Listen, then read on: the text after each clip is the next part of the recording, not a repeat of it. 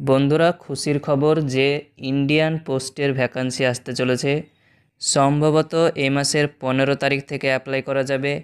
Indian পোস্টের চাকরি, যেটা কোনো রকম পরীক্ষা ছাড়াই শুধুমাত্র মাধ্যমিকের নাম্বারের ভিত্তিতে আপনারা চাকরি পেতে পারেন। এটা একটা সেন্ট্রাল গভর্নমেন্টের চাকরি, তাই বেতনও বেশ ভালো রয়েছে। এবারের ভ্যাকান্সি 35,000-এরও বেশি আসতে চলেছে। ইন্ডিয়ান পোস্টে দু ধরনের পোস্টে নিয়োগ করা হবে, ব্রাঞ্চ পোস্টমাস্টার আর অ্যাসিস্ট্যান্ট ব্রাঞ্চ পোস্টমাস্টার।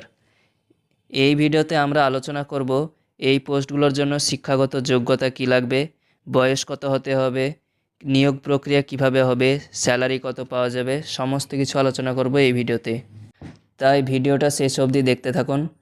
ইন্ডিয়ান পোস্টে দু ধরনের পোস্টের জন্য আপনারা অ্যাপ্লাই করতে পারবেন, বিপিএম ব্রাঞ্চ পোস্টমাস্টার আর এবিপিএম অ্যাসিস্ট্যান্ট ব্রাঞ্চ পোস্টমাস্টার। এই দুই রকম পোস্টের জন্য আপনাদের বয়স হতে হবে 18 থেকে 40 বছর, অর্থাৎ 18 বছর হলেই আপনি এই পোস্টগুলোর জন্য অ্যাপ্লাই করতে পারবেন। এছাড়াও ওবিসি হলে 3 বছর আর এসসি এসটি হলে আরও 5 বছরের বয়সের ছাড় পাওয়া যাবে। মেল এবং ফিমেল ক্যান্ডিডেট সকলেই আবেদন করতে পারবেন। এবার আসছি কোয়ালিফিকেশানে। যদি আপনি মাধ্যমিক পাস করে থাকেন, শুধুমাত্র মাধ্যমিক পাস করলে অ্যাপ্লাই করা যাবে। এবার দেখে নিন স্যালারি কত দেওয়া হবে।